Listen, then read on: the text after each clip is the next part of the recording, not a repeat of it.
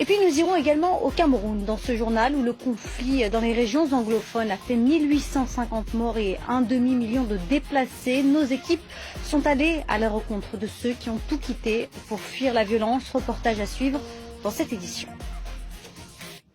Au Cameroun, la tension est remontée d'un cran dans les régions anglophones après l'annonce de la condamnation à perpétuité du leader séparatiste Julius Ayuk Tabé.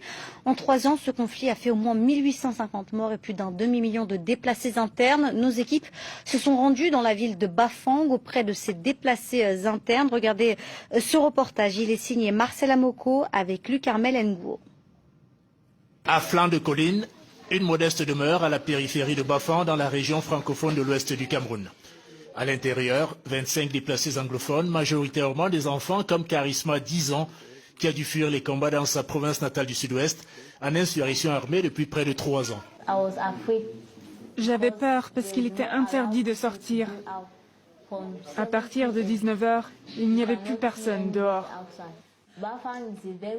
Bafang est une ville difficile. Je fais des petits boulots. Même pour manger, notre mère est obligée d'emprunter. C'est ainsi que nous pouvons survivre. Quelques kilomètres plus loin, session de formation dans cette école pour une cinquantaine de ces déplacés de la crise anglophone. Cette fois-ci, on va parler de détergent en poudre. Opération survie et système D pour ces familles anglophones qui apprennent à fabriquer des produits de première nécessité comme du savon ou des détergents. Les formateurs n'ont qu'un seul objectif, apprendre à se déplacer à ne compter que sur eux-mêmes. On sait que les déplacés ont des problèmes.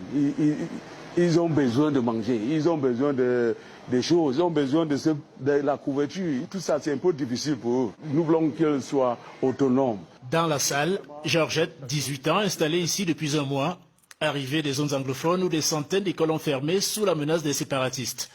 Aujourd'hui, elle a hâte de reprendre ses études.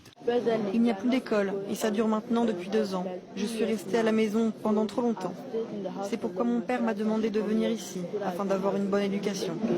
Cette ville de l'ouest Cameroun francophone a vu affluer une partie des 500 000 réfugiés et déplacés internes anglophones. Une crise humanitaire silencieuse qui pèse sur l'économie locale.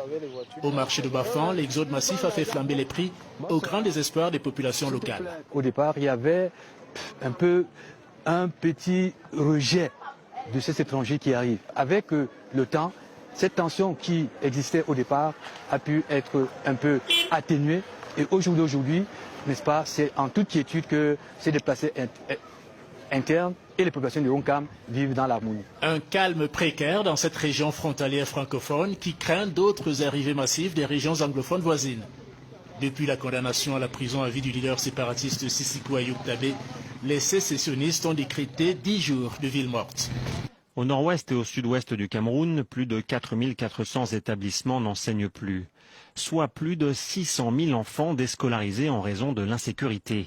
L'ambassadrice de l'UNICEF, Muzoun Almelehan, lance un cri d'alarme. Priver un enfant de scolarité, c'est le priver d'avenir.